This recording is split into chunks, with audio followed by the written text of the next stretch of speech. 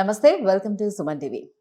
Obesity వల్ల చాలా రకాల సమస్యలు ఏర్పడుతూనే ఉంటాయి. అందులోని నీ జాయింట్స్ కూడా అరిగిపోవడం అనేది ఒక సమస్యగా మనం చూడొచ్చు.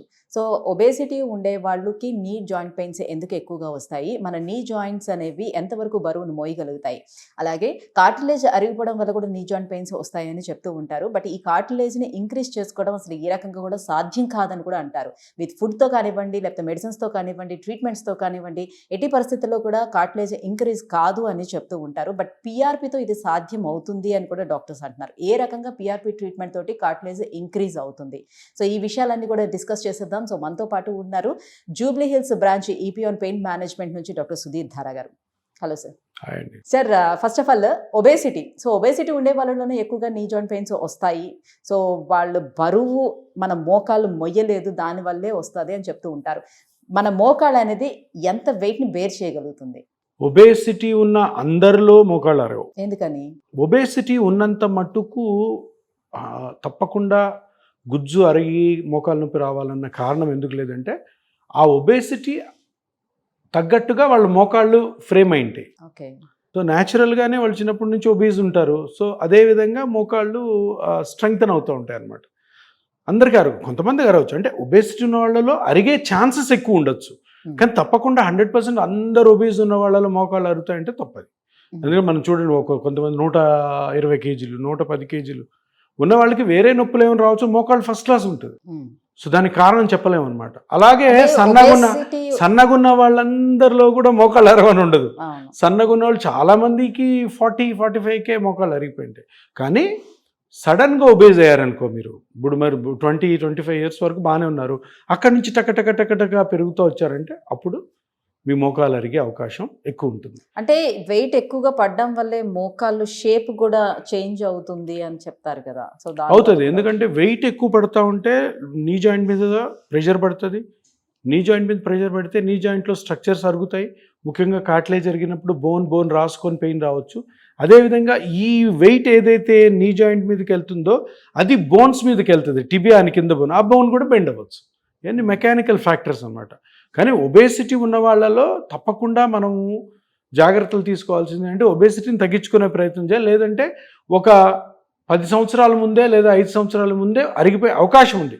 100% అరుగుతుంది అని చెప్పలేము. సో ఒబేసిటీ అన్నది ఒక ఫ్యాక్టర్, ఏది మోకాళ్ళు అరిగిపోవడానికి అని చెప్పుకోవచ్చు, అంతేగాని తప్పకుండా అరుగుతుందని కాదు.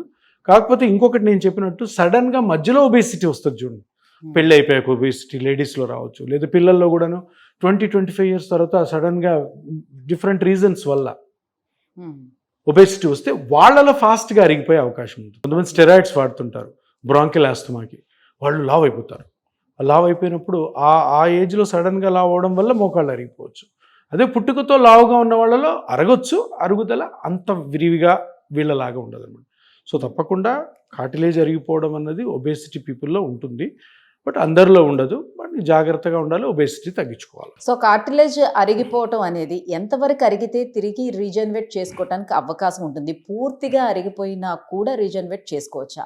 సో మీరు కూడా చాలా ఇంటర్వ్యూస్లో చెప్పారు, కార్టిలేజ్ అనేది రీజనరేట్ అవ్వటం మెడిసిన్స్తో కానీ ఫుడ్తో కానీ అసలు సాధ్యం కాదు అని. సో ఇప్పుడు పీఆర్పీతో అయితే ఏ రకంగా పూర్తిగా అరిగిపోయినా కూడా ఏ రకంగా రీజనరేట్ చేసుకోవచ్చు? చాలామంది మన ఆర్థో ఫ్రెండ్స్ చాలామంది, కొంతమంది కార్టిలేజ్ పెరగదు అని సోషల్ మీడియాలో చాలాసార్లు చెప్తున్నారు. 100% రాంగ్. అది కార్టిలేజ్ పెంచే క్వాలిటీ మన బ్లడ్లోని గ్రోత్ ఫ్యాక్టర్స్ ఉంది కాబట్టి దాన్ని గ్రోత్ ఫ్యాక్టర్ అన్నారు. ఆ గ్రోత్ ఫ్యాక్టర్ అన్నది రాంగ్ కాదు కదా. గ్రోత్ ఫ్యాక్టర్ని ఆ సెల్స్ని ఎందుకు అన్నారు?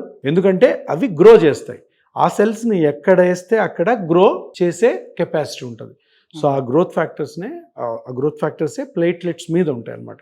సో ఈ గ్రోత్ ఫ్యాక్టర్స్ కరెక్ట్ పద్ధతిలో కానీ కార్టిలేజ్ అరిగిపోయిన చోట వేస్తే తప్పకుండా గ్రోత్ అనేది ఉంటుంది. ఎంత ఉంటుందని చెప్పలేం కానీ తప్పకుండా గ్రోత్ ఉంటుంది. ఆ గ్రోత్ ఫ్యాక్టర్స్కి ఆ పేరు ఇవ్వడానికి గల కారణమే అవి గ్రోత్ని క్రాస్ చేస్తాను. దీనికి సరే ఆయన గ్రోత్ ఉండదు అని అనడము, నేను ఉంటుంది అనడానికి అంత వాల్యూ ఉండదు. వాల్యూ అనేది రీసెర్చ్లో ఉంటుంది. సో ఇది చూసారా, ఇది చాలా తక్కువ రీసెర్చ్ పేపర్స్ ఇవి. నా దగ్గర కొన్ని వేల పేపర్స్ ఉన్నాయి.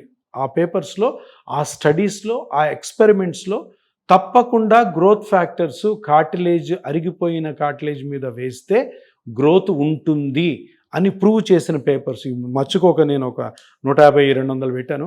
దగ్గర 15,000 పేపర్లు ఉన్నాయి. ఇవి గ్రోత్ ఫ్యాక్టర్స్, బ్లడ్లో ఉన్న గ్రోత్ ఫ్యాక్టర్స్ కార్టిలేజ్ని గ్రో చేస్తాయి. దీన్ని ఎవరు డినై చేయడానికి లేదు. ఊరికే అట్లా మాట్లాడడం కూడా మంచిది కాదు. తప్పకుండా గ్రో చేస్తాయి. మీరు అడిగిన క్వశ్చన్ ఏంటంటే ఎంత తగ్గిపోయినా కూడా చేయొచ్చు. ఇప్పుడు కార్టిలేజ్ గ్రోత్, కార్టిలేజ్ అరిగిపోవడం అంతా కూడాను కార్టిలేజ్ థిక్నెస్ మీద డిపెండ్ అయి ఉంటుంది. ఒక పేషెంట్కి గుజ్జు అరిగిపోవడం వల్ల నొప్పి వచ్చింది అంటే జనరల్గా ఆ గ్రోత్ ఎంత ఉంది, ఆ థిక్నెస్ ఎంత ఉంది, ఆ కార్టిలేజ్ థిక్నెస్ ఉంటుంది. మామూలుగా ఒక హెల్తీ పర్సన్ కి ఆ కార్టిలేజ్ థిక్నెస్ ఎంత mm లో వయస్సు ప్రకారం ఉంటుంది. 30 to 40, 40 to 50, 50 to 60, 60 to 70. జనరల్గా మోకాలు నొప్పి వచ్చేది 50 to 60. 50 to 60 ఇయర్స్ మధ్యలో ఒక మనిషికి మోకాలు నొప్పి లేదంటే కార్టిలేజ్ థిక్నెస్, రెండు ఎముకల మధ్యలో కార్టిలేజ్ థిక్నెస్ 2 millimeters ఉంటుంది. 2 to 2.5 లేదు 1.8 to 2 mm ఉన్నా కూడాను మీకు నొప్పి ఉండదు. సో దాన్ని ఒక మార్క తీసుకొని మనము ఈ స్కాన్స్ చేసినప్పుడు పెయిన్ ఎక్కడి నుంచి వస్తుంది, అక్కడ కార్టిలేజ్ ఎంత ఉంది, ఆయన ఏజ్కి ఎంత ఉండాలి, దాని ప్రకారం క్యాలిక్యులేట్ చేసుకొని చేస్తాం అన్నమాట. ఇప్పుడు 2 mm ఉండాలి. 55 years ఒక వ్యక్తి వచ్చాడు మీ దగ్గరికి, సివియర్ పెయిన్తో ఉన్నారు.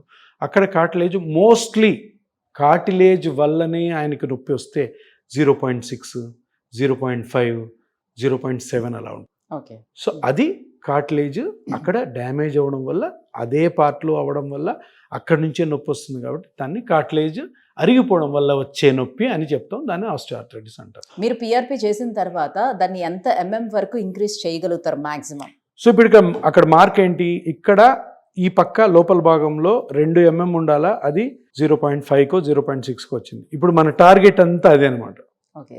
సో ఆ పార్ట్ని ఆయన యొక్క ఓన్ బ్లడ్లోని, ఓన్ ప్లాస్మాలోని, ప్లేట్లెట్స్లోని గ్రోత్ ఫ్యాక్టర్స్ని తీసి అక్కడ కరెక్ట్గా వదలడం వల్ల అది మళ్ళీ స్టార్ట్ అవుతుంది. ప్రతిసారి ఆయన మన దగ్గరికి వచ్చినప్పుడు ఎంత పెరిగింది, నొప్పి ఎంత తగ్గింది, మేము చెప్పిన యాక్టివిటీస్ కరెక్ట్గా చేస్తున్నారు లేదా అన్నది ఆ గ్రోత్తో పాటు చూస్తూ ఉంటాం అన్నమాట. బాగా పెరిగింది, ప్లస్ ఆయన యాక్టివిటీస్ కరెక్ట్గా చేస్తున్నారు, నొప్పి కూడా బాగా తగ్గుతుంది. అంటే పెరగడం అనేది దేని మీద డిపెండ్ అయి ఉంటుంది? డిపెండింగ్ ఆన్ పిఆర్పి, మనం చేసిన పిఆర్పి ప్లస్ ఆల్సో ఇవి exercises, food habits plus activities. ఏం యాక్టివిటీ చెప్తే అదే చేయాలి. ఎక్కువ చేయకూడదు, తక్కువ చేయకూడదు. ఇవన్నీ కలుపుకొని మంచి పద్ధతిలో మనం కానీ పిఆర్పి చేయగలిగితే, అది కూడా చాలా ఇంపార్టెంట్. టెక్నిక్ కరెక్ట్గా ఉండాలి, కరెక్ట్గా అక్కడే రిలీజ్ చేయాలి, కరెక్ట్గా ఎక్స్ట్రాక్షన్ తీసుకోవాలి గ్రోత్ ఫ్యాక్టర్స్. మంచి గ్రోత్ ఉంటుంది, మంచి రికవరీ ఉంటుంది. సో ఇప్పుడు పిఆర్పి ట్రీట్మెంట్లు చాలా మంది చేయడం అనేది స్టార్ట్ చేస్తున్నారు. బయట చాలా క్లినిక్స్ ఉన్నాయి. సో వాళ్ళతో కంపేర్ చేసేటప్పుడు ఈపియాన్ యొక్క స్పెషాలిటీ ఏంటి, ఎందుకు ఇక్కడ సక్సెస్ రేట్ ఎక్కువగా ఉంటుంది? ఈపియాన్లో ఒక సిస్టమ్ ఉంటుంది. మీరు దగ్గర 8 years అయింది స్టార్ట్ చేసి. సిస్టమ్ ఏంటంటే పేషెంట్ సెలెక్షన్, పేషెంట్ని కరెక్ట్గా ఎగ్జామిన్ చేసి కరెక్ట్గా ఎక్కడైతే ప్రాబ్లం ఉందో దాన్ని స్కానింగ్స్ ద్వారా తెలుసుకోవడం, దానికి ఒక 4 డాక్టర్లు కూర్చొని ప్రోటోకాలైజ్ చేయడం, ప్రోటోకాల్ చేసిన తర్వాత పేషెంట్కి ఎక్స్ప్లెయిన్ చేయడం. పేషెంట్ని సెలెక్షన్ చేసుకునే విధానం ఎలా ఉంటుందంటే, మేము చెప్పినట్టు మా కండిషన్స్ అన్నిటి కానీ మీరు పాటిస్తేనే మేము ట్రీట్మెంట్ చేస్తాం, లేదు మేము చేయలేమన్న పక్షంలో జనరల్గా చెయ్యం. సో ఇది చాలా ఇంపార్టెంట్. చేసిన తర్వాత కరెక్ట్గా చేసి కరెక్ట్గా ఫాలోఅప్ పెట్టుకోవాలి. పేషెంట్ మళ్ళీ ట్రీట్మెంట్స్ అయిపోయినాక దగ్గర ఈరోజు 2 months ట్రీట్మెంట్ ఉందనుకోండి, లేదు 1 month ట్రీట్మెంట్ చేసాం, తర్వాత 6 months ఫాలోఅప్లో పెట్టుకుంటాం. ఓకే. ఎవ్రీ మంత్ రావాలి, ఎవ్రీ మంత్ స్కాన్స్ చేస్తాం, ఎవ్రీ మంత్ తను సరిగ్గా పనిచేస్తున్నాడా లేదా, సరిగ్గా మనం చెప్పినవే రూల్స్ అండ్ రెగ్యులేషన్స్ పాటిస్తున్నాడు లేదా అన్ని కనుక్కొని 6 monthsకి మంచి రిజల్ట్ వస్తుంది.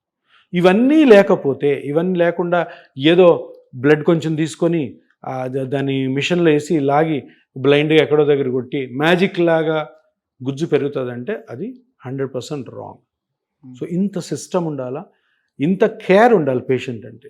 రెగ్యులర్గా ఫోన్స్ చేయడం, వాళ్ళు ఇబ్బందులతో ఫోన్ చేసి వాళ్ళకి ఆన్సర్ చేయడం, ఇవన్నీ జరుగుతాయి. కాబట్టి సక్సెస్ రేట్ మిగతా వాళ్ళతో కంటే కొంచెం బెటర్గా ఉంటుంది. సో ఇప్పుడు ఎలాంటి కండిషన్స్లో పిఆర్పి కూడా పని చేయదు? సో మీరు చేసిన దాంట్లో ఏదైనా ఫెయిల్యూర్ కూడా ఉందా? ఫెయిల్యూర్స్ ఉంటాయమ్మా. 10 to 15% ఫెయిల్యూర్స్ ఉంటాయి. ఫెయిల్యూర్ అంటే ఏం లేదు, దీంట్లో ఫెయిల్యూర్ ఏంటంటే మనం అనుకున్న రిజల్ట్ రాకపోవడం, మనం పేషెంట్ని హ్యాపీ చేయలేకపోవడమే ఫెయిల్యూర్. పేషెంట్ వస్తారు, సార్ నొప్పి నాకు చాలా ఉందని, అంత అయినాక సార్ అనుకున్నంత రాలేదు సార్, ఉంది కానీ తగ్గలేదు సార్, 100%ని మనం హ్యాపీ చేయలేం. సో అప్పుడు మళ్ళీ మేము తప్పకుండా దాన్ని పరిశోధిస్తాం, అది ఎందుకు జరగట్లేదు, పేషెంట్ ఫాల్ట్ ఉందా, మన ఫాల్ట్ ఉందా, మనమేమైనా టెక్నిక్స్ మార్చుకోవాలా, మనమేమన్నా వేరే విధంగా చేయాలా, కొత్త కొత్త అప్డేట్స్ ఏమున్నాయి, కొత్త ట్రీట్మెంట్స్ మారాయా ఏమన్నా. సో ఇవన్నీ కూడా చేసుకొని ఆ ఫెయిల్యూర్ని కూడా, ఇప్పుడు ఏంటంటే నేను అన్నాను 100లో 10-15 మంది సరిగ్గా పెయిన్ తగ్గదు, వాళ్ళని ఫ్రీగానే ట్రీట్ చేస్తాం, వాళ్ళకి తప్పకుండా మళ్ళీ మంచిగా అయ్యే వరకు కూడా మాతో ఉంచుకుంటాం. That's great. అది తప్పకుండా చేస్తాం. ఇప్పుడు వచ్చిన మా పేషెంట్స్ కొంతమంది ఉంటారు కదా, వాళ్ళకి అంతకు తగ్గదనుకో, ఎప్పుడు కూడా వాళ్ళకి ఛార్జ్ చేయం, ఫ్రీగా చేస్తాం. ఎందుకంటే మనం నమ్మకంతో వచ్చారు, కొత్త ట్రీట్మెంట్ మంచి సక్సెస్ వచ్చింది. అప్పుడు నెక్స్ట్ ఎప్పటి వరకు అయితే వీలైతే అప్పటి వరకు కూడాను ఆ పేషెంట్ మనతోనే ఉంచుకుంటాం. ఇంకా వేరే ఆప్షన్స్ ఏమన్నా పేషెంట్ మనతో చెప్పినప్పుడు, సరే అయితే ఈ ఆప్షన్ కూడా వెళ్ళొచ్చు అని అడ్వైజ్ ఇచ్చి మ్యూచువల్ కన్సెంట్ వాళ్ళని వేరే ట్రీట్మెంట్ పంపిస్తుంది. బట్ ఎప్పుడైతే పేషెంట్ని మనము తీసుకున్నప్పుడు తప్పకుండా ఎన్నిసార్లు అయినా కానీ ఆయన కరెక్ట్గా కానీ మనం చెప్పినట్టు పాటిస్తూ ఉంటే మనతోనే ఉంటాడు పేషెంట్. సో పిఆర్పి ట్రీట్మెంట్ చేసిన తర్వాత కూడా వాళ్ళకి ఏమైనా మెడికేషన్ ఫాలో అవ్వాల్సిన నెసిటీ ఏమైనా ఉంటుందా? చిన్న చిన్న మెడికేషన్స్ ఉంటాయి, ఎక్కువ ఉండవు, 2-3 ట్యాబ్లెట్స్ ఓన్లీ ఆ కార్టిలేజ్ గ్రో అయిందని స్ట్రెంగ్తనింగ్ కోసము, ప్లస్ ఆల్సో కొంచెం ఈ నర్వ్ పెయిన్ ఉంటుంది, కొంచెం ఆ నర్వ్ పెయిన్ తగ్గడం కోసం వైటమిన్ లాంటి ట్యాబ్లెట్స్ ఉంటాయి, కొన్నిసార్లు ఆయిల్స్ కూడా రాసిస్తాం. ఇప్పుడు నేను ఒక్క పార్ట్లో అంతా తగ్గి ఉంటుంది, ఒక పార్ట్ పెయిన్ తగ్గదు, అక్కడ కొన్ని ఆయింట్మెంట్స్ కానీ ఆయిల్స్ కానీ పెడతాము. సో అవి ఉంటాయి, సింపుల్ ట్రీట్మెంట్స్, అంటే సింపుల్, ఆ మెడికేషన్తో సైడ్ ఎఫెక్ట్స్ ఏమి ఉండవు. Thank you sir, thank you so much. So PRP తోటి ఎంత గుడ్ రిజల్ట్స్ ఉంటాయి అండ్ ఏ రకంగా కార్టిలేజ్ని ఇంక్రీజ్ చేయొచ్చు అన్న విషయాన్ని తెలియజేసినందుకు థ్యాంక్ యూ. Thank you.